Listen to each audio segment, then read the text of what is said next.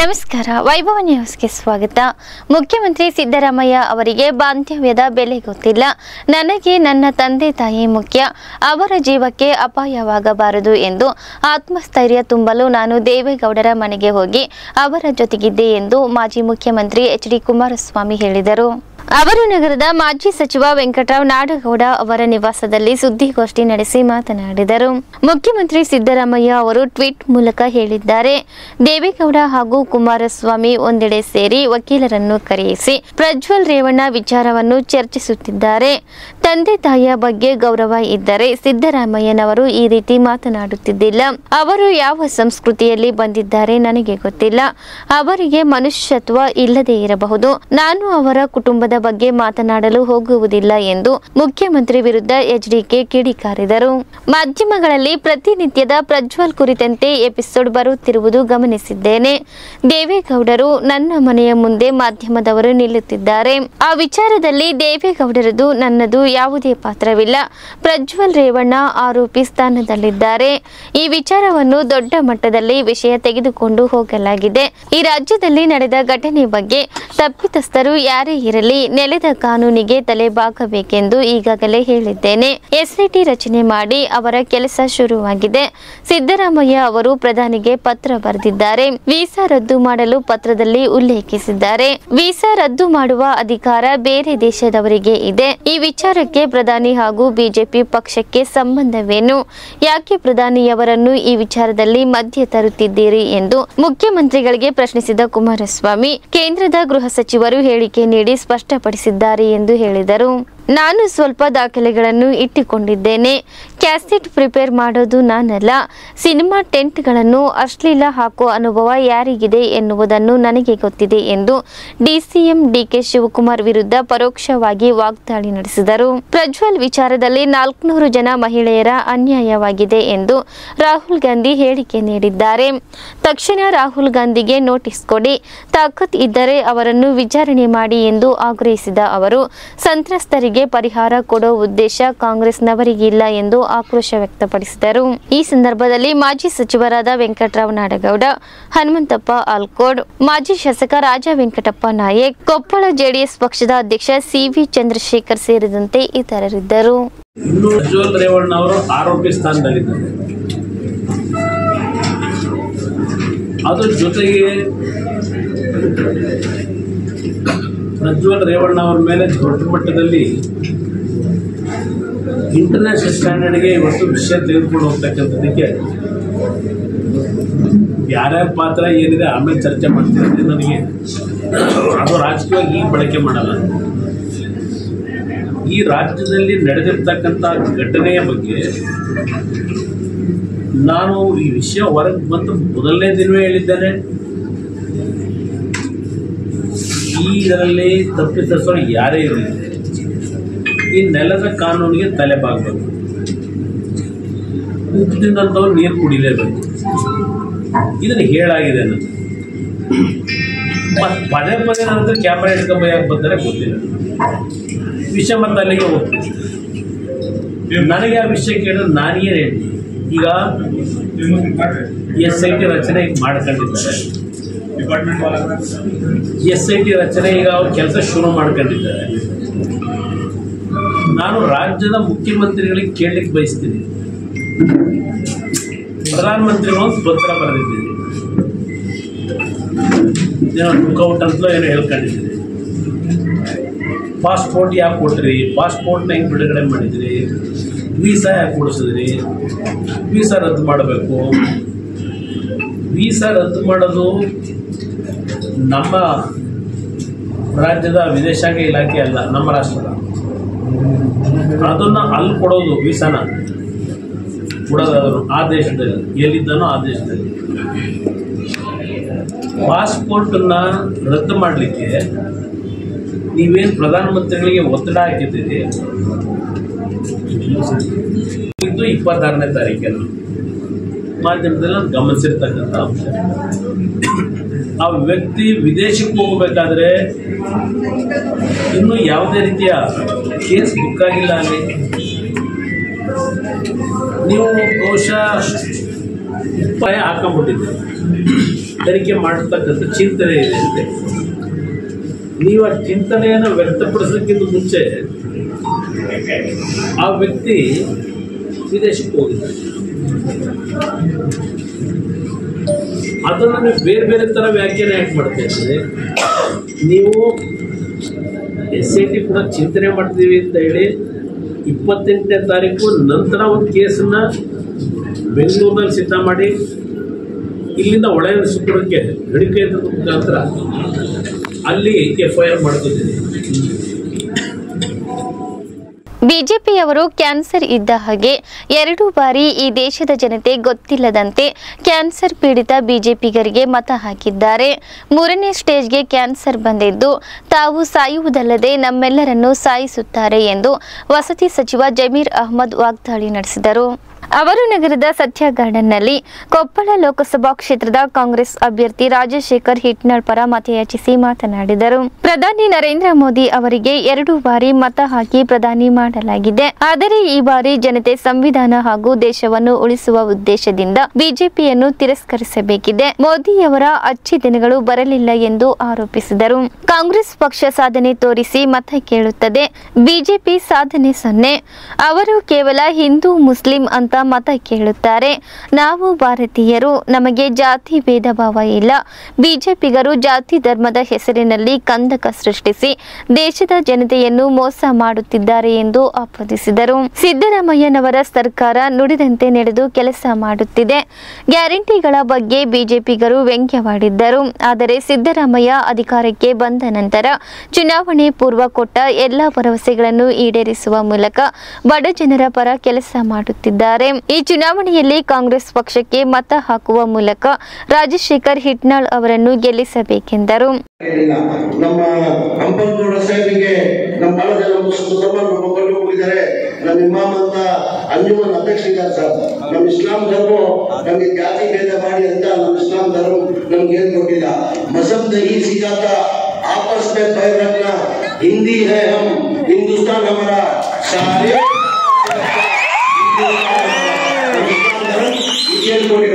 ನಾನು ಬಹಳ ದೇಶಕ್ಕೆ ಹೋಗಿದ್ದೀನಿ ಸರ್. ನಾನು ಧರ್ಮದೇಶ ಬಿಟ್ಟು ಬಹಳ ದೇಶಕ್ಕೆ ಹೋಗಿದ್ದೀನಿ. ನಾನು ನನ್ನನ್ಸಿಗೆ ಹಿಂದೂ ಮುಸಲ್ಮಾನ್ ಸಿಖ್ ಇಸಾಯಿ ಎಲ್ಲ ಸೇರಿ ಸ್ಪೆಷಲಿ ನಮ್ಮ ಕರ್ನಾಟಕದಲ್ಲಿ ಅಣ್ಣ ತಮ್ಮದಿರಲ್ಲಿ ನಾವು ಮಾತಾಡೋದಂದ್ರೆ ನಮ್ಮ ಕರ್ನಾಟಕದಲ್ಲಿ ರಾಜ್ಯದಲ್ಲಿ ಆ ಪ್ರೀತಿ ವಿಶ್ವಾಸನ ಬಿಜೆಪಿಯವರು ಒಂದು ನಮ್ಮಲ್ಲೇ ತಂದಿಟ್ಟು ರಾಜಕೀಯ ಮಾಡಕ್ಕೆ ಅವ್ರ ಪ್ರಯತ್ನ ಮಾಡ್ತಾ ಇದ್ದಾರೆ. ನಮ್ಗೆಲ್ಲ ಗೊತ್ತಿದ್ದಂಗೆ ನಾವು 2023 ಚುನಾವಣೆಯಲ್ಲಿ ಹೋದ್ವಿ. 23 ಚುನಾವಣೆ ಅಸೆಂಬ್ಲಿ ಚುನಾವಣೆ ಹೋಗುವಾಗ ನಾವು 5 ಗ್ಯಾರಂಟಿಯನ್ನು ಘೋಷಣೆ ಮಾಡಿದ್ವಿ. ಮನೆಗೆ 1,000 ರೂಪಾಯಿ ಕೊಡ್ತೀವಿ, 5 ಕೆಜಿ ಅಕ್ಕಿ ಇದ್ದು 10 ಕೆಜಿ ಕೊಡ್ತೀವಿ, ಅದ್ರ ಜೊತೆ 200 ಯೂನಿಟ್ ಕರೆಂಟ್ ಫ್ರೀ ಕೊಡ್ತೀವಿ. ಆಮೇಲೆ ನನ್ನ ಎಲ್ಲ ತಾಯಿಗಳು ಹೆಣ್ಮಕ್ಳು ಬಸ್ಸಲ್ಲಿ ಫ್ರೀ ಅಡ್ಡಾಡ್ಬೇಕಂತ ಘೋಷಣೆಯನ್ನ 5 ಗ್ಯಾರಂಟಿಯನ್ನು ಮಾಡಿದ್ವಿ. ಮನೆಗೆ 2,000 ರೂಪಾಯಿ ಬರ್ತಾ ಇದೆಯಲ್ಲಮ್ಮ, ಬರ್ತಾ ಇದೆಯಲ್ಲೋ? ಆರಿಂಗಿದೆಯಾ ನಿಮ್ಮ 2000 ಆರಿಂಗಿದೆಯಾ? ರೀ ಕೈ ಎತ್ತಿ ಯಾರು ಬರ್ತಾ ಇದೆ? ಕೈ ಎತ್ತಮ್ಮ, ನಿಮ್ಗೆ ಬರ್ತಾ ಇಲ್ವಾ ದುಡ್ಡು? ಯಾರು ಬರ್ತಾ ಇಲ್ವಾ? ಮತ್ತೆ ಕೈ ಎತ್ತಿ. 2,000 ರೂಪಾಯಿ ಬರ್ತಾ ಇದ್ದಾನೆ. 5 ಕೆಜಿ ಅಕ್ಕಿ ಇದ್ದಿದ್ದು ಎಷ್ಟು ಕೆಜಿ ಅಕ್ಕಿ ಬರ್ತಾರೆ? 7 ಕೆಜಿ ಅಕ್ಕಿ ಇದ್ದಿದ್ದು ಬಿಜೆಪಿ ಸರ್ಕಾರ ಬಂದಾದ್ಮೇಲೆ 5 ಕೆಜಿ ಅಕ್ಕಿ ಮಾಡಿದ್ರು. ಅಲ್ಲೇ ನಾವು ಅರ್ಥ ಮಾಡ್ಕೊಳ್ಬೇಕಾಗ್ತದೆ ಅವ್ರ ಬಡವ್ರ ಬಗ್ಗೆ ಎಷ್ಟು ಕಾಳಜಿ ಇದೆ ಅಂತ. ಎಷ್ಟು ಕೆಜಿ ಅಕ್ಕಿ ಇದ್ದಿದ್ದು? 7 ಕೆಜಿ ಇದ್ದಿದ್ದು. ಬಿಜೆಪಿ ಸರ್ಕಾರ ಬಂದಾದ್ಮೇಲೆ ಎಷ್ಟು ಮಾಡಿದ್ರು? 5 ಕೆಜಿ ಮಾಡಿದ್ರು. ಅಲ್ಲೇ ನಾವು ಅರ್ಥ ಮಾಡ್ಕೊಳ್ಬೇಕಾಗ್ತದೆ ಇದು ಬಡವ್ರ ಬಗ್ಗೆ ಎಷ್ಟು ಕಾಳಜಿ ಇದೆ ಅಂತ. 10 ಕೆಜಿ ಅಕ್ಕಿ ಮಾಡಿದ್ವಿ, 200 ಯೂನಿಟ್ ಕರೆಂಟ್ ಫ್ರೀ ಮಾಡಿದ್ವಿ. ಎಲ್ಲ ಹೆಣ್ಮಕ್ಳು ಬಸ್ಸಲ್ಲಿ ಅಡ್ಡಾಡ್ಬೋದು ಕರ್ನಾಟಕ ರಾಜ್ಯದಲ್ಲಿ ಅಂತ ಹೇಳ್ಬಿಟ್ಟು ಅದೊಂದು. ಆಮೇಲೆ ಡಿಪ್ಲೊಮಾ ಹುಡುಗರಿಗೆ 300 ರೂಪಾಯಿ ಕೊಡ್ತೀವಿ ಅಂತ 5 ಗ್ಯಾರಂಟಿನ ಘೋಷಣೆ ಮಾಡಿದ್ವಿ. 5 ಗ್ಯಾರಂಟಿ ಘೋಷಣೆ ಮಾಡಿದ ಕಾರಣಕ್ಕೆ ರಾಜ್ಯ ಜನ ಏನ್ ಮಾಡಿದ್ರು, ಕಾಂಗ್ರೆಸ್ ಪಕ್ಷದ ಬಗ್ಗೆ ವಿಶ್ವಾಸ ಇಟ್ಕೊಂಡು ಕಾಂಗ್ರೆಸ್ ಮತ ಕೊಟ್ಟು ಕಾಂಗ್ರೆಸ್ 136 ಸೀಟ್ ಬರಕ್ ಸಾಧ್ಯ ಆಯ್ತು, ಸರ್ಕಾರ ರಚನೆ ಮಾಡಕ್ ಸಾಧ್ಯ ಆಯ್ತು. ವಿರೋಧ ಪಕ್ಷದವ್ರು ಏನಂದ್ರು, ಈ ಗ್ಯಾರಂಟಿಗಳು ಲಾಗು ಮಾಡಕ್ ಸಾಧ್ಯ ಆಗಲ್ಲ. ಏಕೆಂದ್ರೆ ಈ ಗ್ಯಾರಂಟಿಗಳು ಲಾಗು ಮಾಡ್ಬೇಕಾದ್ರೆ ಕನಿಷ್ಠ 54,000 ಕೋಟಿ ಆಗ್ತಿದೆ. ಈ ಬರೀ ಚುನಾವಣೆ ಭಾಷಣ ಹೇಳಿದ್ದಾರೆ ಇವರು, ಈ ಗ್ಯಾರಂಟಿ ಲಾಗು ಮಾಡಕ್ ಆಗಲ್ಲ ಅಂದ್ರು. ನಮ್ಮ ನಾಯಕರಾದ ಮನೆ ಸಿದ್ದರಾಮಯ್ಯ ಅವರು ಮುಖ್ಯಮಂತ್ರಿ ಆಗಿ ಒಂದೇ ದಿನದಲ್ಲಿ ಇದು 5 ಗ್ಯಾರಂಟಿಯನ್ನು ಲಾಗು ಮಾಡುವುದು. 5 ಗ್ಯಾರಂಟಿನ ಲಾಗು ಮಾಡುದು. ವಿರೋಧ ಪಕ್ಷದವ್ರು ಏನಂದ್ರು, ಇದು ಲಾಗು ಮಾಡಕ್ ಸಾಧ್ಯ ಇಲ್ಲ ಅಂದ್ರು. ಆಮೇಲೆ ಇನ್ನೊಂದು, ನಾವು 6ನೇ ಗ್ಯಾರಂಟಿ ಅಂತ ಹೇಳಕ್ ಬರ್ತಿದ್ವಿ. ಸಂಪನ್ಮೂಲರು ಸ್ವಲ್ಪ ಕ್ಲಿಯರ್ ಆಗಿ ತಮ್ಗೇಳಿಲ್ಲ. ನಾವು ಚುನಾವಣೆ ಟೈಮಲ್ಲಿ ಘೋಷಣೆ ಮಾಡಿರ್ಲಿಲ್ಲ, ನಾವು ಮನೆಗಳು ಕೊಡ್ತೀವಿ ಅಂತ, ಬಡವ್ರ ಮನೆಗಳು ಕೊಡ್ತೀವಿ ಅಂತ ನಾವು ಯಾವತ್ತೂ ಘೋಷಣೆ ಮಾಡಿರಲಿಲ್ಲ, ಫ್ರೀ ಮನೆ ಕೊಡ್ತೀವಿ ಅಂತ. ಸಿದ್ದರಾಮಯ್ಯ ಹಿಂದಿನ ಮುಖ್ಯಮಂತ್ರಿ ಇರುವಾಗ ಸಿದ್ದರಾಮಯ್ಯ ಅವರು 2014, 15, 16 ಹಾಗೂ ಈ ತಾಲೂಕು 17ರಲ್ಲಿ ಮತ್ತೆ 18ರಲ್ಲಿ ಮನೆಗಳು ಸ್ಯಾಂಕ್ಷನ್ ಮಾಡಿದ್ರು. ಯಾರು ಮಾಡಿದ್ರು? ಸಿದ್ದರಾಮಯ್ಯ ಅವರು. ಅದಾದ್ಮೇಲೆ ಬಿಜೆಪಿ ಸರ್ಕಾರ ಬಂದು ಸಮ್ಮಿಶ್ರ ಕುಮಾರಸ್ವಾಮಿ ಅವರು ಮುಖ್ಯಮಂತ್ರಿ ಆಗಿದ್ರು. ಅದಾದ್ಮೇಲೆ ಯಡಿಯೂರಪ್ಪ ಅವರು 2 ವರ್ಷ ಮುಖ್ಯಮಂತ್ರಿ ಆಗಿದ್ರು. ಬಸವರಾಜ ಬೊಮ್ಮಾಯಿ ಅವರು 2 ವರ್ಷ ಮುಖ್ಯಮಂತ್ರಿ ಆಗಿದ್ರು. ಒಂದ್ ಮನೆನೂ ಸ್ಯಾಂಕ್ಷನ್ ಮಾಡಿಲ್ಲ, ಒಂದ್ ಮನೆನೂ ಕೊಡಕ್ ಸಾಧ್ಯ ಆಗಲಿಲ್ಲ. ಈಗ ಸ್ಪಾಟ್ ಅಲ್ಲಿ ಏನ್ ಮಾಡ್ಬೇಕು, ಪೊಲೀಸರು ಬರ್ಬೇಕು ಅಂತ ಅದು ಆದೇಶ ಈಗ ಮಾಡಕ್ಕಾಗಲ್ಲ. ಈಗ ಈ ಕಾನೂನು ಅಂತ ಇರ್ತದೆ, ಕೋರ್ಟಿಂದ ಆದೇಶ ತರಬೇಕು, ಕೋರ್ಟಿಂದ ಆದೇಶ ತರಬೇಕು. ಸ್ಪಾಟ್ ಅಲ್ಲಿ ನಿಲ್ತಾರಲ್ಲ, ಸಿಗ್ತಾರಲ್ಲ ಅವ್ರಿಗೆ, ಪೊಲೀಸರಿಗೆ ಅಂತ ಸ್ಲೋಗನ್ ಯಾರನ್ನ ಪಾಕಿಸ್ತಾನ ಜೈಕರ್ ಅಂತ ಕೂದ್ರೆ ಅವ್ರಿಗೆ ಮುಂದೆ ನೆಚ್ಚಿ ಅಂತ ಗೋಲಿ ಹಾಕೋದು. ಅವಾಗ ಬಿಜೆಪಿ ಅವ್ರು ಬೇಕಂತ ಮಾತು. ಅವ್ರು ಯಾವ ಹಿಂದೂನು ಬೇಕಾಗಿಲ್ಲ, ಅವ್ರಿಗೆ ಯಾವ ಮುಸಲ್ಮಾನೂ ಬೇಕಾಗಿಲ್ಲ. ಅವ್ರು ಬೇಕಾಗಿರೋದು ಅಧಿಕಾರ. ಅವ್ರು ಬೇಕಾಗಿರೋದೇನು ಹೇಳಿ? ಅಧಿಕಾರ. ಈಗ ಏನಾಗಿದೆ, ಮೊನ್ನೆ ನರೇಂದ್ರ ಮೋದಿ ಅವರು ಅವ್ರ ಭಾಷಣದಲ್ಲಿ ಹೇಳ್ತಾರೆ, ನನ್ನ 10 ವರ್ಷ ನೀವು ಅವಕಾಶ ಮಾಡಿಕೊಟ್ಟಿದ್ರಿ, ಅವಕಾಶದಲ್ಲಿ ನಾನೇನು ಸರಿ ಮಾಡೋಕ್ಕಾಗಲಿಲ್ಲ, ಇನ್ನೊಂದು ಬಾರಿ ನಾನು ಅವಕಾಶ ಮಾಡಿಕೊಡಿ, ನಾನು ಅಭಿವೃದ್ಧಿ ಮಾಡ್ತೀನಿ ಅಂತ ಈಗೇನೋ ಹೇಳ್ತವ್ರೆ. ಎಲ್ಲ ಕಡೆ ಕರ್ನಾಟಕದಲ್ಲಿ ನನ್ನ ಅನಿಸಿಕೆ 10 ಬಾರಿ ಬಂದ್ಬಿಟ್ಟವ್ರೆ. ಶಾಸಕ ಬಾದರ್ಲಿ ಹಂಪನಗೌಡ ಮಾತನಾಡಿ, ಪಂಚ ಗ್ಯಾರಂಟಿಗಳು ಪಂಚಾಮೃತ ಇದ್ದ ಹಾಗೆ 5 ಗ್ಯಾರಂಟಿಗಳಿಂದ ಎಲ್ಲ ವರ್ಗದ ಜನರಿಗೆ ಸಿದ್ದರಾಮಯ್ಯ ಅನುಕೂಲ ಕಲ್ಪಿಸಿಕೊಟ್ಟಿದ್ದಾರೆ. ಮೋದಿ ಸುಳ್ಳು ಹೇಳಿದ ಹಾಗೆ ನಾವು ಸುಳ್ಳು ಹೇಳಿಲ್ಲ. 371 ಜೆ ಕಲಾಂ ಅಡಿಯಲ್ಲಿ 30,000 ಹುದ್ದೆಗಳನ್ನು ಸೃಷ್ಟಿಸಿದ ಕೀರ್ತಿ ಸಿದ್ದರಾಮಯ್ಯ ಖರ್ಗೆಗೆ ಸಲ್ಲುತ್ತದೆ. ಸಿಂಧನೂರಿನಲ್ಲಿ 100ಕ್ಕೂ ಹೆಚ್ಚು ಜನರಿಗೆ ದೊಡ್ಡ ಹುದ್ದೆಗಳು ಸಿಕ್ಕಿವೆ. ಜನರಿಗೆ ಮರಳು ಮಾಡಿ ಪ್ರಧಾನಿ ಮೋದಿ ಮತ ಕೇಳುತ್ತಿದ್ದಾರೆ. ದೇಶದಲ್ಲಿ 90% ಬಡತನವಿದೆ. ಸರ್ಜಿಕಲ್ ಸ್ಟ್ರೈಕ್ ನೆಪದಲ್ಲಿ ಚುನಾವಣೆ ಗೆದ್ದರು. ಇಂದಿರಾ ಗಾಂಧಿ ಪ್ರಧಾನಿಯಾದಾಗ ಯುದ್ಧ ಭೂಮಿಗೆ ಹೋಗಿ ಬಾಂಗ್ಲಾದೇಶದ ಸಮಸ್ಯೆಯನ್ನು ಬಗೆಹರಿಸಿದ್ದರು. ಮೋದಿಯವರ ಅಚ್ಚೆ ದಿನ್ ಎಂದು ಹೇಳಿ ದಿನಬಳಕೆ ವಸ್ತುಗಳ ಬೆಲೆ ಹೆಚ್ಚಿಸಿದ್ದಾರೆ. ಕಾರ್ಪೊರೇಟ್ ಕಂಪನಿಗಳ 16 ಲಕ್ಷ ಕೋಟಿ ಸಾಲವನ್ನು ಮನ್ನಾ ಮಾಡಿ ದೇಶದ ಪ್ರಧಾನಿ ಮೋದಿ ಶ್ರೀಮಂತರ ಪರ ಕೆಲಸ ಮಾಡುತ್ತಿದ್ದಾರೆ. ಅದಾನಿ, ಅಂಬಾನಿ ದೇಶದ ಜನರ ಆಸ್ತಿಯನ್ನು ಕೊಳ್ಳೆ ಹೊಡೆಯುತ್ತಿದ್ದಾರೆ. ಪ್ರತಿಯೊಂದು ಮನೆಗೆ ಹೋಗಿ ಕಾಂಗ್ರೆಸ್ ಸಾಧನೆಗಳನ್ನು ಹೇಳಿ ಕಾಂಗ್ರೆಸ್ ಅಭ್ಯರ್ಥಿಗೆ ಮತ ಹಾಕಿಸಬೇಕೆಂದರು. ವಕ್ಫ್ ಮಂಡಳಿ ಅಧ್ಯಕ್ಷ ಅನ್ವರ್ ಪಾಷಾ ಮಾತನಾಡಿ, ಈ ದೇಶದ ಭವಿಷ್ಯದ ಬಗ್ಗೆ ಚಿಂತಿಸುವ ಪಕ್ಷ ಕಾಂಗ್ರೆಸ್ ಪಕ್ಷ. ಕಾಂಗ್ರೆಸ್ ಸರ್ಕಾರ ಅಧಿಕಾರಕ್ಕೆ ಬಂದಾಗಿನಿಂದ ಅಲ್ಪಸಂಖ್ಯಾತರಿಗೆ ಸಾಕಷ್ಟು ಯೋಜನೆಗಳನ್ನು ನೀಡಿದೆ. ಈ ಬಾರಿ ಕಾಂಗ್ರೆಸ್ ಅಭ್ಯರ್ಥಿಯಾದ ರಾಜಶೇಖರ್ ಹಿಟ್ನಾಳ್ ಅವರಿಗೆ ಮತ ಹಾಕಬೇಕೆಂದು ಮನವಿ ಮಾಡಿದರು. अच्छे दिन आएंगे, क्या अच्छे दिन भाई, हमारे तो मालूम नहीं हो रहा. अच्छे दिन बोले तो कहीं को बोले, अच्छे दिन बोले तो अगदंगे ಒಳ್ಳೆಣ್ಣೆ, ಸಕ್ಕರೆ, ಗೋಧಿ ಹಿಟ್ಟು, ಜೋಳ, ಸೋಪು, ಬಟ್ಟೆ ಇವೆಲ್ಲವೂ 10 ಪಟ್ಟು ಜಾಸ್ತಿ ಆಗಿದೆ. अच्छे दिन ಹೇಳಿದ್ರು. ಅದೇ ಕಾಂಗ್ರೆಸ್ ಪಕ್ಷ ಅಧಿಕಾರದಲ್ಲಿದ್ದಾಗ ಪೆಟ್ರೋಲು, ಡೀಸೆಲ್, ಎಣ್ಣೆ 40 ರೂಪಾಯಿ 50 ರೂಪಾಯಿ ಎಣ್ಣೆ ಸಿಗ್ತಿತ್ತು, ಪೆಟ್ರೋಲ್ ಸಿಗ್ತದೆ. ಇವತ್ತು 100 ರೂಪಾಯಿ ಪೆಟ್ರೋಲ್ ಡೀಸೆಲ್ ಆಗಿದೆ, 120 ರೂಪಾಯಿ ಒಳ್ಳೆಣ್ಣೆ ಆಗಿದೆ, 70-80 ರೂಪಾಯಿ ತರಕಾರಿ ಆಗ್ಯಾವ, ತೊಗರಿಬೇಳೆ 80, 90, 100. ಇವು अच्छे दिन ನೀವು अच्छे दिन बुरा दिन, अच्छे दिन इसको अच्छे दिन बोलते हैं. नरेंद्र मोदी जी ना खाऊंगा ना खिलाऊंगा, ना खाऊंगा तो ना ತಿನ್ನೋದಿಲ್ಲ. ನಾನು ಹಿಂದೂರು ಲಕ್ಷಾಂತರ ಕೋಟಿಗಟ್ಟಲೆ ತಿಂದರೆ ನಾ ಖಾऊंगा ನಾ ಖಾನೆ ದೇऊंगा. ತಾವು ತಿನ್ನಲಿಕ್ಕಿಲ್ಲ. ಧೀರುಭಾಯಿ ಅಂಬಾನಿ, ಅದಾನಿ 26 ಜನ ಕಾರ್ಪೊರೇಟ್ ಕಂಪನಿಗಳು ಏನಿದಾವೆ ನರೇಂದ್ರ ಮೋದಿ ಅವರಿಂದ ಸುಮಾರು 16 ಲಕ್ಷ ಕೋಟಿ ಹಣ ಅವರು ವಸೂಲು ಬಡ್ಡಿ ಮನ್ನಾ ಮಾಡ್ಯಾರ.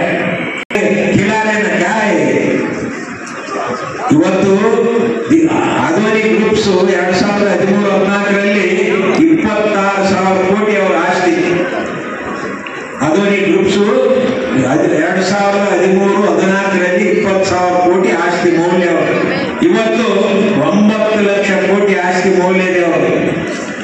10 ವರ್ಷದಲ್ಲಿ 9 ಲಕ್ಷ ಕೋಟಿ, 26,000 ಕೋಟಿಯಲ್ಲಿ 9 ಲಕ್ಷ ಕೋಟಿಯಲ್ಲಿ.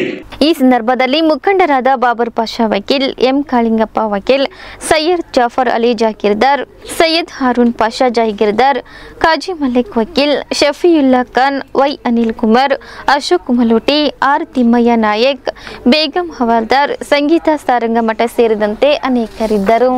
ಇನ್ನು ಹೊಸ ಶುರು ಮಾಡಿದ್ದಾರೆ ಬಿಜೆಪಿಯವರು. ಏನಪ್ಪ ಶುರು ಮಾಡಿಬಿಟ್ಟಾರೆ ಅಂದ್ರೆ, ಎಲ್ಲರ ಸಭೆಯಲ್ಲಿ ಹೋದ್ರೆ 4 ಜನ ಯಾರೋ ನೌಕರನ್ನ ಕಳಿಸಿ ಪಾಕಿಸ್ತಾನ ಜೈಕಾರ ಆಗ್ಬೇಕಂತ ಏನೋ ಪ್ಲಾನ್ ಮಾಡಿ ಶುರು ಮಾಡೋರೆ. ಮೊನ್ನೆ ಕೇಳಿ ಬಂತು ನನಗೆ, ರಾಯಚೂರಲ್ಲಿ ಏನೋ ಘೋಷಣ ರವಿಯವರು ಏನೋ ರ್ಯಾಲಿ ಮಾಡಿ ಆಯುಷ್ಮಾನ್ ಭಾರತ, ಉಜ್ವಲ, ಕಿಸಾನ್ ಸಮ್ಮಾನ್ ಸೇರಿದಂತೆ ಅನೇಕ ಯೋಜನೆಗಳನ್ನು ಜಾರಿಗೆ ತಂದು ಈ ದೇಶದ ಸಮಗ್ರತೆ ದೃಷ್ಟಿಯಿಂದ ಮತ್ತೊಮ್ಮೆ ಲೋಕಸಭಾ ಚುನಾವಣೆಯಲ್ಲಿ ಬಿಜೆಪಿಗೆ ಬೆಂಬಲಿಸಿ ಎಂದು ಕೃಷಿ ಬೆಲೆ ಆಯೋಗದ ಮಾಜಿ ಅಧ್ಯಕ್ಷ ಹನುಮನಗೌಡ ಬೆಳಗುರ್ಕಿ ಮನವಿ ಮಾಡಿದರು. ನಗರದ ಪತ್ರಿಕಾ ಭವನದಲ್ಲಿ ಸುದ್ದಿಗೋಷ್ಠಿ ನಡೆಸಿ ಮಾತನಾಡಿದರು. ದಕ್ಷಿಣ ಕರ್ನಾಟಕ ಭಾಗದಲ್ಲಿ ಪ್ರಸ್ತುತ ಚುನಾವಣೆ ಸಂದರ್ಭದಲ್ಲಿ ಮೇಕೆದಾಟು ನದಿ ಬಗ್ಗೆ ಚರ್ಚೆ ಆಯಿತು.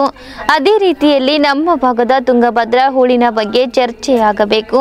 ಡ್ಯಾಂನಲ್ಲಿ 30 ಟಿಎಂಸಿಯಷ್ಟು ಹೂಳು ತುಂಬಿದೆ. ನಮ್ಮ ಭಾಗದ ಎಲ್ಲ ನಾಯಕರು ಪಕ್ಷಾತೀತವಾಗಿ ತುಂಗಭದ್ರಾ ನದಿ ನೀರಿನ ಬಗ್ಗೆ, ರೈತರಿಗೆ ನೀರನ್ನು ಒದಗಿಸುವ ಬಗ್ಗೆ ಚರ್ಚೆಯಾಗಬೇಕು ಎಂಬುದು ನನ್ನ ಒತ್ತಾಯ.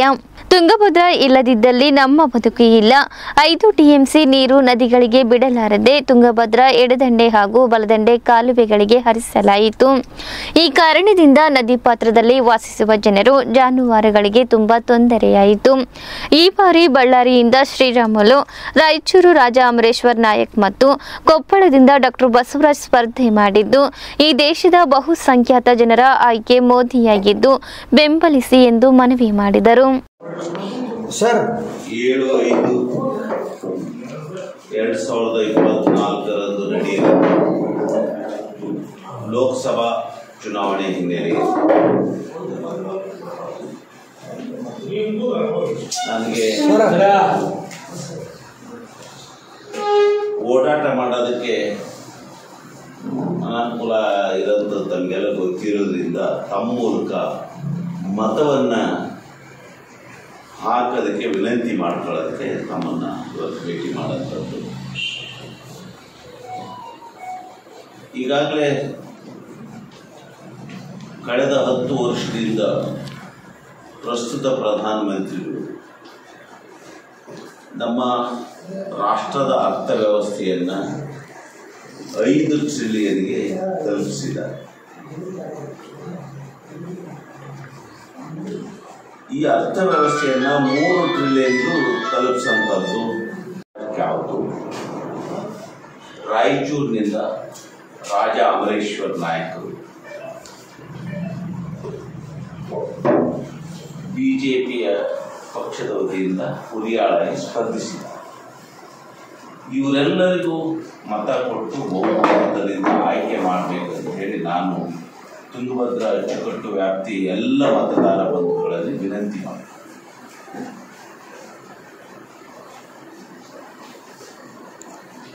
ಅದರ ಜೊತೆಗೆ ಮತ್ತೊಂದು ಅಪೇಕ್ಷೆ ನಂದು ಅಂದರೆ, ಪ್ರಸ್ತುತ ಚುನಾವಣೆಯಲ್ಲಿ ಯಾವ ರೀತಿ ದಕ್ಷಿಣ ಭಾಗದಲ್ಲಿ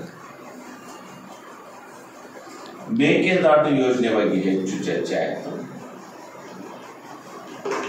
ಅದೇ ರೀತಿ ತುಂಗಭದ್ರಾ ಅಚ್ಚುಕಟ್ಟು ವ್ಯಾಪ್ತಿಯಲ್ಲಿ ತುಂಗಭದ್ರಾ ಹೂಳಿನ ಬಗ್ಗೆ ಚರ್ಚೆ ಆಗಬೇಕನ್ನೋಂಥದ್ದು ನನ್ನ ಅಪೇಕ್ಷೆ. ಯಾಕೆಂದ್ರೆ ತುಂಗಭದ್ರಾ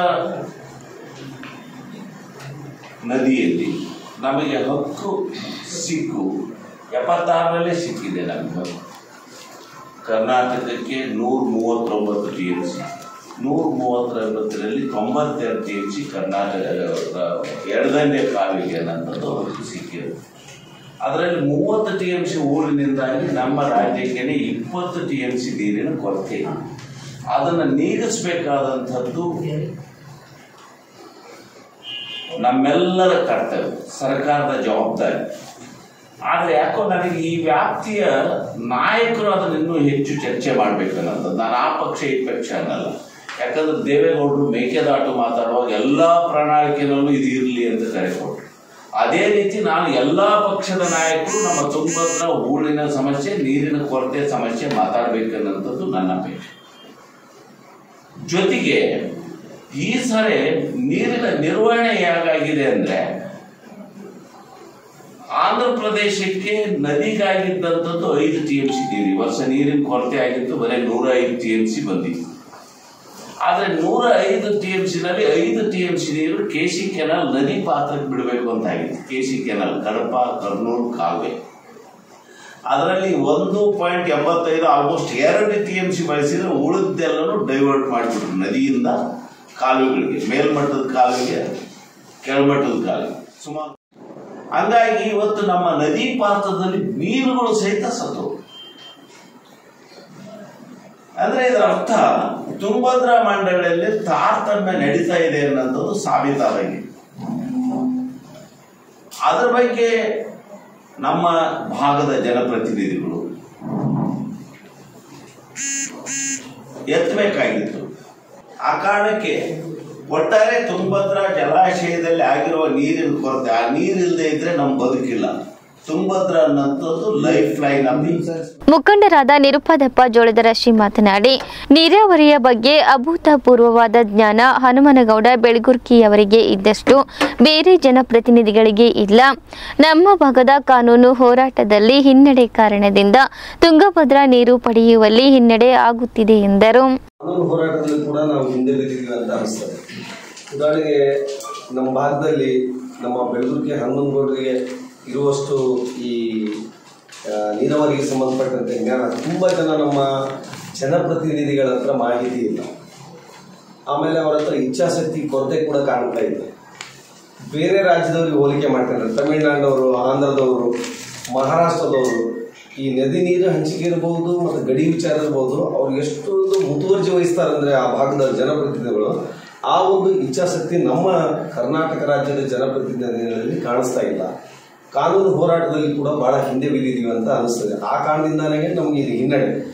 ಈಗ ಹೂಳು ತುಂಬಿರೋದು ಆ ಪ್ರಮಾಣನ ನಾವು ಹೆಂಗೆ ಪಡ್ಕೋಬೇಕು, ಆ ಹೂಳು ತುಂಬೋದ್ರ ಬಗ್ಗೆ ಮುಂಚೆನೇ ಅದರಲ್ಲಿ ಚರ್ಚೆ ಆಗಿತ್ತೋ ಇಲ್ಲೋ, ಇದು ಯಾವುದ್ರ ಬಗ್ಗೆನೂ ನಮ್ಮವರು ಜನಪ್ರತಿನಿಧಿಗಳು ಯೋಚನೆ ಮಾಡ್ತಾ ಇಲ್ಲ. ನದಿ ನೀರು ಎಷ್ಟು ಮಹತ್ವ ಇದೆ, ನಮ್ಮ ಜನರ ಬದುಕು ಅದರಲ್ಲಿದೆ ಅನ್ನೋದು ಒಂದು ಯೋಚನೆ ಕೂಡ ನಮ್ಮ ನಾಯಕರಿಗೆ ತುಂಬ ಜನರಿಗಿಲ್ಲ ಅಂತ ಅನಿಸ್ತದೆ. ಇತ್ತೀಚೆಗೆ ಬೆಳಗುರ್ಕಿ ಹನುಮನಗೌಡರು ಈ ಒಂದು ವಿಚಾರನ ಎತ್ತಿದಾಗ ಅನೇಕರು, ಈಗ ನಮ್ಮ ದಡೇಸೂರು ಬಸವರಾಜ್ ಅವರು ಕೂಡ ಸ್ವಲ್ಪ ನಮ್ಮ ಕನಗಿರಿ ಕ್ಷೇತ್ರದಲ್ಲಿ ಇರೋದರಿಂದ ನವಲಿ ಸಮಾನಾಂತರ ಜಲಾಶಯದ ಬಗ್ಗೆ ತುಂಬ ಮುತುವರ್ಜಿ ವಹಿಸಿ ಆ ವ್ಯಕ್ತಿ ಒಬ್ಬ ಸಾಮಾನ್ಯ ವ್ಯಕ್ತಿ ಇವತ್ತು MLA ಆಗಿ ಅವರು ಅದ್ರ ಬಗ್ಗೆ ಎಷ್ಟು ಮುತುವರ್ಜಿ ಗೊತ್ತಿದೆ ಅವರಿಗೆ. ಆ ಟೇಲೆಂಟ್ ಭಾಗದ ರೈತರಿಗೆ ನೀರಿನ ಸಮಸ್ಯೆ ಎಷ್ಟಿದೆ ಅಂತ ಅವ್ರಿಗೆ ತುಂಬ ಗೊತ್ತಿದೆ. ಅದಕ್ಕೋಸ್ಕರ ತುಂಬ ಹೋರಾಟ ಮಾಡಿದ್ರೆ ಮತ್ತು BJP ಅವರಲ್ಲಿ ಅದಕ್ಕೆ DPR ತಯಾರು ಮಾಡಿ ಅದಕ್ಕೋಸ್ಕರ ಒಂದಷ್ಟು ಹಣ ಕೂಡ ಮೀಸಲಿಟ್ಟಿತ್ತು. ಬಟ್ ಕಾಂಗ್ರೆಸ್ ಗೌರ್ಮೆಂಟ್ ಬಂದು 1 ವರ್ಷ ಆಯಿತು, ಅದ್ರ ಬಗ್ಗೆ ಎಲ್ಲೂ ಕೂಡ ಚರ್ಚೆ ಇಲ್ಲ. ಇದು ಇವರ ರೈತರ ಕಾಳಜಿಯನ್ನ ತೋರಿಸ್ತದೆ ಅಂತ ನಾನು ಹೇಳ್ತೀನಿ. ಈ ಸಂದರ್ಭದಲ್ಲಿ ಮಲ್ಲಿಕಾರ್ಜುನ್ ಗೌಡ, ಸೋಮಲಿಂಗ ಬೆಳಗುರ್ಕಿ ಉಪಸ್ಥಿತರಿದ್ದರು. ಕೊಪ್ಪಳ ಲೋಕಸಭಾ ಕ್ಷೇತ್ರದಿಂದ KRS ಪಕ್ಷದಿಂದ ಸ್ಪರ್ಧಿಸಿರುವ ನಿರುಪಾದಿ ಗೋಮರ್ಸಿ ಅವರ ಪರ ರಾಜ್ಯಾಧ್ಯಕ್ಷ ರವಿಕೃಷ್ಣ ರೆಡ್ಡಿ ಮತಯಾಚಿಸಿದರು. ನಗರದ ಮಹಾತ್ಮ ಗಾಂಧಿ ವೃತ್ತದಲ್ಲಿ ನಡೆದ ಪ್ರಚಾರ ಸಭೆಯಲ್ಲಿ ರವಿಕೃಷ್ಣ ರೆಡ್ಡಿ ಮಾತನಾಡಿದರು. ಕಾಂಗ್ರೆಸ್ ಪಕ್ಷ ಸುಮಾರು 60 ವರ್ಷಗಳ ಕಾಲ ಕೇವಲ ಕುಟುಂಬ ರಾಜಕಾರಣ ಮಾಡುತ್ತಾ ಬಂದಿದೆ. ಗ್ಯಾರಂಟಿ ಹೆಸರಿನಲ್ಲಿ ಜನರು ದಾರಿ ತಪ್ಪಿಸುವ ಕೆಲಸ ಮಾಡುತ್ತಿದೆ. ಅನ್ಯಾಯ, ಅಕ್ರಮ ಮತ್ತು ಭ್ರಷ್ಟಾಚಾರ ವಿರುದ್ಧ KRS ಪಕ್ಷ ಕೆಲಸ ಮಾಡುತ್ತಿದೆ. ಈ ಬಾರಿ KRS ಪಕ್ಷವನ್ನು ಬೆಂಬಲಿಸಬೇಕೆಂದು ಮತ ನೀಡಬೇಕೆಂದು ಮನವಿ ಮಾಡಿದರು. ಇದೇ ಸಂದರ್ಭದಲ್ಲಿ ರಾಜ್ಯ ಸಂಘಟನಾ ಕಾರ್ಯದರ್ಶಿ ಜೀವನ್, ಯುವ ಘಟಕದ ರಾಜ್ಯ ಉಪಾಧ್ಯಕ್ಷೆ ಜನನಿ, ರಂಜನಿ, ಪುಷ್ಪ, ಸುನೀತಾ, ರಮೇಶ್ ಗೌಡ, ಜಿಲ್ಲಾ ಕಾರ್ಯದರ್ಶಿ ಗಂಗಾ ಕೆ, ಶ್ರೀಕಾಂತ್, ಅಯ್ಯಪ್ಪ ಮೇಟಿ, ಅಜಿತ್ ಪಾಷಾ, ಕೃಷ್ಣ ಸುಕಾಲ್ಪೇಟೆ ಹಾಗೂ ಇನ್ನಿತರರಿದ್ದರು. 2 ವರ್ಷಗಳಿಂದ ನಮ್ಮ ಪಕ್ಷದಲ್ಲಿ ಬಹಳ ಉತ್ತಮವಾದ ಕೆಲಸ ಮಾಡ್ತಾ ಇದ್ದಾರೆ. ಅಲ್ಲಿ ರಾಜ್ಯ ಯುವ ಘಟಕದ ಅಧ್ಯಕ್ಷರಾಗಿದ್ದಾರೆ. ರಾಯಚೂರು ಜಿಲ್ಲಾ ಘಟಕದ ಅಧ್ಯಕ್ಷರಾಗಿಯೂ ಕೆಲಸ ಮಾಡಿದ್ರು. ಒಬ್ಬ ಯುವಕ. ಹಣ, ಅವರು ಶ್ರೀಮಂತರಲ್ಲ, ದೊಡ್ಡ ದೊಡ್ಡ ಮನುಷ್ಯರ ಕುಟುಂಬದವರಲ್ಲ. ಆದ್ರೂ ಹಿಂದೆ ನಮ್ಮ ಸ್ವಾತಂತ್ರ್ಯ ಹೋರಾಟದಲ್ಲಿ ನಮ್ಮ ಪೂರ್ವಿಕರು ಪಾಲ್ಗೊಂಡವರು ಯಾರೆಲ್ಲ ಇದ್ರು ಅವರು ಬಹುತೇಕವಾಗಿ ಇದೇ ತರಹದ ಜನ. ಇವತ್ತು ಅಂತಹ ಜನರಿಗೆ ಅವಕಾಶವನ್ನ ಕೊಡಬೇಕು ಅಂತ ಹೇಳಿ ನಾವು ಈ ಭ್ರಷ್ಟರ ದುಷ್ಟರ ಅಕ್ರಮ ಸಂಪತ್ತಿಗೆ ಸವಾಲ್ ಹಾಕಬೇಕು, ಅದರ ಮೂಲಕ ರಾಜಕಾರಣವನ್ನು ಬದಲಾಯಿಸಬೇಕು ಅಂತ ಇಂಥವ್ರಿಗೆಲ್ಲ ನಾವು ಟಿಕೆಟ್ ಕೊಟ್ಟು ಚುನಾವಣೆಗೆ ನಿಲ್ಲಿಸಿ ಭ್ರಷ್ಟರ ವಿರುದ್ಧ ಒಂದು ಸೈನ್ಯವನ್ನ ಕಟ್ತಾ ಇದ್ದೀವಿ. ನಿಮ್ಮಲ್ಲಿ ನ್ಯಾಯ ನೀತಿ ಧರ್ಮ ಇದ್ರೆ ಬೆಂಬಲಿಸ್ರಯ್ಯ, ನ್ಯಾಯ ನೀತಿ ಧರ್ಮ ಇದ್ರೆ ಬೆಂಬಲಿಸ್ರಿ. ಇಲ್ಲ ನಾವು ಅವನಿಗೆ ನನ್ ಸೆರೆ ಕೊಟ್ಟ, ದುಡ್ಡು ಕೊಟ್ಟ, ಕುಕ್ಕರ್ ಕೊಟ್ಟ, ನನ್ನ ಮಕ್ಕಳ ಭವಿಷ್ಯ ಹಾಳಾದ್ರೂ ಪರವಾಗಿಲ್ಲ, ಅವ್ನು ನಮ್ಮ ಜಾತಿ ಅವನು ಅಂದ್ಕೊಂಡು ನೋಡಿ ಇವತ್ತು ನಮ್ ಜಾತಿಯವನು ಅಂತೇಳಿ ದೇವೇಗೌಡರನ್ನ ಬೆಂಬಲಿಸಿ ಕಳಿಸಿದ್ದಕ್ಕೆ ದೇವೇಗೌಡರ ಮೊಮ್ಮಗ ತನ್ನ ತಾಯಿ ವಯಸ್ಸಿನ ತನ್ನ ತಾಯಿಯ ನೆಂಟರು ಆಕೆ ಸೋದರತ್ತೆ ಅವರ ತಾಯಿಯ ಸೋದರತ್ತೆ ಮಗಳನ್ನ, ಅವರದೇ ಜಾತಿ ಹೆಣ್ಣುಮಗಳನ್ನ ಇವತ್ತು ಅತ್ಯಾಚಾರ ಗಂಡ ಅಪ್ಪ ಮಗ ಇಬ್ರು ಸೇರ್ಕೊಂಡು ಮಾಡಿರೋದು ಆಗಿದೆ. ನಮ್ಮ ಜಾತಿಯವರು ಅಂತೇಳಿ ನಿಮ್ಗೆ ಯಾವುದೇ ಜಾತಿ ಇರಲಿ ಆ ಜಾತಿಯಲ್ಲಿರೋ ಒಳ್ಳೆ ಉತ್ತಮರಿಗಾದ್ರೂ ಓಟ್ ಕೊಡ್ರಯ್ಯ. ಆ ಜಾತಿಲಿ ನಿಮ್ ಜಾತಿಲಿ ಗೌರವ ಘನತೆ ಇರಬೇಕು ಅಂದ್ರೆ ಆ ಜಾತಿಯಲ್ಲಿರೋ ಒಳ್ಳೆಯವ್ರಿಗಾದ್ರೂ ಬೆಂಬಲಿಸಿ. ಇಲ್ಲಾಂದ್ರೆ ಅಯೋಗ್ಯರಿಗೆ ನೀಚರಿಗೆ ಬೆಂಬಲಿಸಿದ್ರೆ ನಿಮ್ಮ ಮನೆ ಹೆಣ್ಣು ಮಕ್ಕಳನ್ನು ಹೇಳ್ಕೊಂಡು ಹೋಗ್ತಾರೆ, ನಿಮ್ಮ ಮೇಲೆ ಗಾಡಿನೂ ಹಾರಿಸ್ತಾರೆ. ಜಾತಿ ನೋಡ್ಬೇಡಿ, ಕುಲ ನೋಡ್ಬೇಡಿ. ಬಸವಣ್ಣನ ನಾಡು ಇದು, ಕನಕದಾಸರ ನಾಡು ಇದು. ಕುಲವೆನ್ನುತ್ತಿರೋರು ಕುಲ ಯಾವುದು ಸತ್ಯ ಸುಖವುಳ್ಳ ಜನರಿಗೆ. ಕನಕದಾಸರ ನೆಲ ಇದು, ಪುರಂದರದಾಸರ ನೆಲ ಇದು, ಬಸವಣ್ಣನ ನೆಲ ಇದು, ಕುವೆಂಪು ನೆಲ ಇದು. ದಯವಿಟ್ಟು ಅದನ್ನು ಜ್ಞಾಪಕ ಇಟ್ಕೊಂಡು ಒಳ್ಳೆಯವರನ್ನ ಬೆಂಬಲಿಸಿ. ಅವ್ರು ಯಾವುದೇ ಬಸವ ಜಯಂತಿ ಉತ್ಸವ ಕಾರ್ಯಕ್ರಮದ ನಿಮಿತ್ತ ಮೇ 5ರಿಂದ 6 ದಿನಗಳ ಕಾಲ ಪ್ರವಚನ ಕಾರ್ಯಕ್ರಮವನ್ನು ನಗರದ ಆರ್ಜಿಎಂ ಶಾಲಾ ಮೈದಾನದಲ್ಲಿ ಹಮ್ಮಿಕೊಳ್ಳಲಾಗಿದೆ ಎಂದು ಬಸವ ಕೇಂದ್ರದ ಜಿಲ್ಲಾಧ್ಯಕ್ಷ ಪಿ ವೀರಭದ್ರಪ್ಪ ಕುರ್ಕುಂದಿ ಹೇಳಿದರು. ನಗರದ ಪತ್ರಿಕಾ ಭವನದಲ್ಲಿ ಸುದ್ದಿಗೋಷ್ಠಿ ನಡೆಸಿ ಅವರು ಮಾತನಾಡಿದರು. ಬಸವ ಕೇಂದ್ರದಿಂದ ಕಳೆದ 25 ವರ್ಷಗಳಿಂದ ಬಸವ ಜಯಂತಿಯ ಅಂಗವಾಗಿ ಅನೇಕ ಕಾರ್ಯಕ್ರಮಗಳನ್ನು ಹಮ್ಮಿಕೊಳ್ಳುತ್ತಾ ಬರಲಾಗಿದೆ. ಈ ವರ್ಷ 6 ದಿನಗಳ ಪ್ರವಚನ ಕಾರ್ಯಕ್ರಮ ಹಮ್ಮಿಕೊಳ್ಳಲಾಗಿದೆ. ಬಸವಾದಿ ಶರಣರ ದೇವರ ಕಲ್ಪನೆ, ಅನುಭವ ಮಂಟಪ, ಲೋಕ ಕಲ್ಯಾಣ ಸಂಸ್ಥೆ, ಕಾಯಕ ದಾಸೋಹಗಳ ಹಿರಿಮೆ, ಪಾಪ ಪುಣ್ಯ, ಸ್ವರ್ಗ ನರಕ, ಸ್ತ್ರೀ ಪುರುಷರ ಬಗ್ಗೆ ಶರಣರ ಚಿಂತನೆಗಳ ಕುರಿತು ಪ್ರವಚನ ಏರ್ಪಡಿಸಲಾಗಿದೆ ಎಂದು ವಿವರಿಸಿದರು. ವಿಜಯಪುರ ತಿಕೋಟ ವಿರಕ್ತ ಮಠದ ಶ್ರೀ ಚನ್ನಮಲ್ಲಿಕಾರ್ಜುನ ಮಹಾಸ್ವಾಮೀಜಿ ಪ್ರವಚನ ನೀಡಲಿದ್ದು, ಎದ್ದಲದೊಡ್ಡಿಯ ವಿರಕ್ತ ಮಠದ ಶ್ರೀ ಮಹಾಲಿಂಗ ಮಹಾಸ್ವಾಮಿಗಳು ನೇತೃತ್ವ ವಹಿಸಲಿದ್ದಾರೆ. ವಳಬಳ್ಳಾರಿಯ ಸಿದ್ದಲಿಂಗ ಮಹಾಸ್ವಾಮೀಜಿ, ಎದ್ದಲದೊಡ್ಡಿಯ ಮಹಾಲಿಂಗ ಮಹಾಸ್ವಾಮೀಜಿ ಸಾನ್ನಿಧ್ಯ ವಹಿಸಲಿದ್ದಾರೆ. ಮಕ್ಕಳ ತಜ್ಞ ಡಾಕ್ಟರ್ ಕೆ ಶಿವರಾಜ್ ಉದ್ಘಾಟಿಸಲಿದ್ದಾರೆ ಎಂದರು. ಬಸವರಾಜ್ ಮೋತಿ, ಪುಟ್ಟರಾಜ್ ಮೋತಿ ಹಾಗೂ ತತ್ವ ಪದಕಾರ ನಾರಾಯಣಪ್ಪ ಮಾಡಶಿರ್ವಾರ್ ಮತ್ತು ಅಮರೇಗೌಡ ಪೊಲೀಸ್ ಪಾಟೀಲ್, ಪಂಪನಗೌಡರ ಸಂಗೀತ ಬಳಗ ಹಾಗೂ ಸಂಗಡಿಗರು ಹೊಗರನಾಳ್ ವಚನ ಸಂಗೀತ ಕಾರ್ಯಕ್ರಮ ನಡೆಸಿಕೊಡಲಿದ್ದು, ಪ್ರವಚನದಲ್ಲಿ ಎಲ್ಲರೂ ಆಗಮಿಸಿ ಯಶಸ್ವಿಗೊಳಿಸಬೇಕೆಂದು ಮನವಿ ಮಾಡಿದರು. ಈ ಸಂದರ್ಭದಲ್ಲಿ ಮುಖಂಡರಾದ ಕರೇಗೌಡ ಕುರುಕುಂದಿ, ಶಾಂತಪ್ಪ ಚಿಂಚರಕಿ, ಎಚ್.ಜಿ. ಹಂಪಣ್ಣ, ಹನುಮನಗೌಡ ಬೆಳಗುರ್ಕಿ, ವೀರಪ್ಪ ಶಂಭೋಜಿ ಸೇರಿದಂತೆ ಇತರರಿದ್ದರು. 5/2024 ರವಿವಾರ ಸಾಯಂಕಾಲ 6:30ಕ್ಕೆ ಸ್ಥಳ ಆರ್ಜಿಎಂ ಶಾಲೆ ಆವರಣದಲ್ಲಿ ನೆರವೇರಲಿದ್ದು, ಆ ಕಾರ್ಯಕ್ರಮದ ಉದ್ಘಾಟನಾ ಸಮಾರಂಭದ ದಿವ್ಯ ಸಾನ್ನಿಧ್ಯವನ್ನು ಶ್ರೀಮಣಿಪುರ ಸಿದ್ದಲಿಂಗ ಮಹಾಸ್ವಾಮಿಗಳು ಸುವರ್ಣಗಿರಿ ವಿರಕ್ತ ಮಠ ವಳಬಳ್ಳಾರಿಯವರು ವಹಿಸಿಕೊಳ್ಳಲಿದ್ದಾರೆ ಮತ್ತು ಅವರದೇ ಆದ ಶಾಖಾ ಮಠದ ಶ್ರೀಮನ್ ನಿರಂಜನ ಪ್ರಣವಸ್ವರೂಪಿ ಮಹಾಲಿಂಗ ಮಹಾಸ್ವಾಮಿಗಳು ಸುವರ್ಣಗಿರಿ ವಿರಕ್ತ ಮಠ ಎದ್ದಲದೊಡ್ಡಿ ಅವರು ಕೂಡ ಸಾನ್ನಿಧ್ಯವನ್ನು ವಹಿಸಿಕೊಳ್ಳಲಿದ್ದಾರೆ. ಮುಖ್ಯ ಪ್ರವಚನಕಾರರಾಗಿ ವಿರಕ್ತ ಮಠ ತಿಕೋಟ ಬಿಜಾಪುರ ಜಿಲ್ಲೆಯ ಶ್ರೀಮನ್ ನಿರಂಜನ ಪ್ರಣವಸ್ವರೂಪಿ ಮಲ್ಲಿಕಾರ್ಜುನ ಮಹಾಸ್ವಾಮಿಗಳು ಆಗಮಿಸಲಿದ್ದಾರೆ ಮತ್ತು ಆವತ್ತಿನ ದಿನ ಉದ್ಘಾಟನಾ ಸಮಾರಂಭವನ್ನು ಡಾಕ್ಟರ್ ಕೆ ಶಿವರಾಜ್ ಅವರು, ಮಕ್ಕಳ ತಜ್ಞರು, ಸಹನಾ ಆಸ್ಪತ್ರೆ, ಅವರು ಉದ್ಘಾಟಕರಾಗಿ ಆಗಮಿಸಲಿದ್ದಾರೆ. ಆವತ್ತಿನ ಕಾರ್ಯಕ್ರಮದ ಅಧ್ಯಕ್ಷತೆಯನ್ನು ನಮ್ಮ ಬಸವ ಕೇಂದ್ರದ ಅಧ್ಯಕ್ಷರಾದ ಶರಣ ಕೆರೇಗೌಡ ಕುರ್ಕುಂದ ಅವರು ವಹಿಸಿಕೊಳ್ಳಲಿದ್ದಾರೆ. 6 ದಿನಗಳ ಪೈಕಿ ಒಂದು 3-4 ದಿನದವರೆಗೆ ಮುಖ್ಯ ಅನುಭವಿಗಳಾಗಿ ಅಥವಾ ಬಸವ ಜಯಂತಿ ಉತ್ಸವದಲ್ಲಿ ಪಾಲ್ಗೊಳ್ಳಲಿರುವಂಥ ಶರಣ ಶ್ರೀ ಅಶೋಕ್ ಬರಗುಂಡಿ ಅನುಭವಿಗಳು, ಬಸವ ಕೇಂದ್ರ ಗದಗಿನವರು, ಮುಖ್ಯ ಇಂಜಿನಿಯರ್, ಅವರು ಕೂಡ ಆಗಮಿಸಲಿದ್ದಾರೆ. ನಿವೃತ್ತ ಚೀಫ್ ಇಂಜಿನಿಯರ್. ಮತ್ತು ಒಬ್ಬ ಅಕ್ಕನಾಗಲಾಂಬಿಕೆ ತಾಯಿ ಅಂತೇಳಿ ಧಾರವಾಡದಲ್ಲಿರ್ತಕ್ಕಂಥ ತಾಯಿಯು ಕೂಡ ಉದ್ಘಾಟನಾ ಕಾರ್ಯಕ್ರಮಕ್ಕೆ ಬರ್ತಾರೆ. ಅಕ್ಕನಾಗಲಾಂಬಿಕೆ ಮಾತಾಜಿ ಅಂತೇಳಿ ಬಸವ ಯೋಗ ಮಂದಿರ ಧಾರವಾಡದಲ್ಲಿರ್ತಾರೆ, ಅವರು ದಯಮಾಡಿಸ್ತಾರೆ. ಶರಣಶ್ರೀ ಡಾಕ್ಟರ್ ಚನ್ನನಗೌಡ ಪಾಟೀಲ್, ಅಧ್ಯಕ್ಷರು ಆರ್ಜಿಎಂ ಶಾಲೆ ಶಿಕ್ಷಣ ಸಂಸ್ಥೆ, ಅವರು ಕೂಡ ಆ ಕಾರ್ಯಕ್ರಮದಲ್ಲಿ ಉಪಸ್ಥಿತರಿರ್ತಾರೆ. ಇನ್ನು ಅನೇಕ ಗಣ್ಯರು ಮತ್ತು ಡಾಕ್ಟರ್ಗಳು ಮತ್ತು ವೀರಶೈವ ಸಮಾಜದ ಅಧ್ಯಕ್ಷರಾಗಿರ್ತಕ್ಕಂಥ ಪಂಪನಗೌಡರು ಇವರೆಲ್ಲರೂ ಕೂಡ ಉದ್ಘಾಟನಾ ಕಾರ್ಯಕ್ರಮದಲ್ಲಿ ಉಪಸ್ಥಿತರಿರ್ತಾರೆ. ಈ ಕಾರ್ಯಕ್ರಮ 6 ದಿನಗಳ ನಂತರ ಸಾಗಿ ಬಂದು 10/5/2024 ಸಮಾರೋಪಗೊಳ್ಳಲಿದೆ. ಈ ಕಾರ್ಯಕ್ರಮದಲ್ಲಿ ಅನೇಕ ವಿಚಾರಗಳು ಚರ್ಚೆಗೆ ಬರಲಿದ್ದು, ಕೊನೆಯ ದಿವಸ ಈ ಚುನಾವಣೆ ಇರೋದ್ರಿಂದ ಯಾವುದೇ ರಾಜಕೀಯ ಮುಖಂಡರನ್ನ ಆಹ್ವಾನಿಸಲಾರದೆ ಒಂದಿಷ್ಟು ಡಾಕ್ಟರ್ಸು, ಊರಿನ ಪ್ರಮುಖರನ್ನ ಕರೆದು ಈ ಕಾರ್ಯಕ್ರಮವನ್ನು ಮಾಡ್ತೀವಿ. ಈ ಕಾರ್ಯಕ್ರಮದಲ್ಲಿ ಅನೇಕ ವಿಚಾರಗಳು, ಬಸವಣ್ಣ ಕೊಟ್ಟಂಥ ಪ್ರಜಾಪ್ರಭುತ್ವ, ಬಹುತೇಕ ನಾವು ಪ್ರಜಾಪ್ರಭುತ್ವ ಕಂಡಿರೋದ್ರಿಂದ ನಾವು ಇತ್ತೀಚಿನ ದಿನಮಾನದಲ್ಲಿ ನಮ್ಮ ಬಾಬಾ ಸಾಹೇಬ್ ಅಂಬೇಡ್ಕರ್ ಬಂದ ನಂತರ ನಾವು ಪ್ರಜಾಪ್ರಭುತ್ವದ ಮಹತ್ವವನ್ನು ಇತ್ತೀಚೆಗೆ ತಿಳ್ಕೊಂಡಿದ್ದೀವಿ. ಬಹುತೇಕ 900 ವರ್ಷಗಳಿಂದಲೇ ಪ್ರಜೆಗಳಿಗೆ ಪ್ರಭುತ್ವವನ್ನು ಕೊಟ್ಟಂಥವರು ಬಸವಾದಿ ಪ್ರಮುಖರು. ಆ ಪ್ರಭುತ್ವ ಕೊಡೋದ್ರಾಗ ಎಲ್ಲರನ್ನ ಸಮಾನತೆಗಾಗಿ ತಂದಿರತಕ್ಕಂಥವ್ರು, ಹೆಣ್ಣು ಗಂಡು ಸಮಾನತೆ ಮತ್ತು ಮೇಲು ಕೀಳು ಅನ್ನುವಂಥದ್ದು ಇಲ್ಲದಂತೆ ಸಮಾನತೆಯನ್ನು ತಂದುಕೊಟ್ಟವರು. ಶಿಕ್ಷಣದಲ್ಲಿ ಯಾವುದೇ ರಂಗದಲ್ಲಿ ಕೂಡ ಬಸವಣ್ಣನವರು ಮಾಡಿದಂಥ ಕಾರ್ಯಗಳು ಬಹಳ ಮಹತ್ತರವಾಗಿರ್ತಕ್ಕಂಥ ಕಾರ್ಯಗಳು. ದನ ಕಾಯುವವರಿಗೆ ಮತ್ತು ಕುರಿ ಕಾಯುವವರಿಗೆ ಮತ್ತು ಕಸ ಬಳಿಯುವವರಿಗೆ ಎಲ್ಲಿ ಬಹಳ ಇವತ್ತಿಗೂ ಶಿಕ್ಷಣದಿಂದ ವಂಚಿತರಾಗಿದ್ದಾರೋ ಅಂಥ ಎಲ್ಲರಿಗೂ ಕೂಡ ಉನ್ನತ ಮಟ್ಟಕ್ಕೇರಿಸಿ ಅವರು ಈ ಸೂರ್ಯ ಈ ಭೂಮಿ ಇರುವ ತನಕ ಅವರ ಹೆಸರು ಅಚ್ಚಳೆಯದಂತೆ ಉಳಿಯುವಂಥ ಜೀವನವನ್ನ ಮಾಡಿಕೊಟ್ಟಿರ್ತಕ್ಕಂಥವ್ರು 12ನೇ ಶತಮಾನದ ಬಸವಾದಿ ಪ್ರಮುಖರು ಬಸವಣ್ಣನವರು. ಇಲ್ಲಿಗೆ ಇಂದಿನ ವಾರ್ತಾ ಪ್ರಸಾರ ಮುಕ್ತಾಯವಾಯಿತು. ನಿರಂತರವಾಗಿ ವೀಕ್ಷಿಸಿ ವೈಭವ ಟಿವಿ. ವಂದನೆಗಳೊಂದಿಗೆ ದೇವಿಕಾ ಚನ್ನಬಸವ.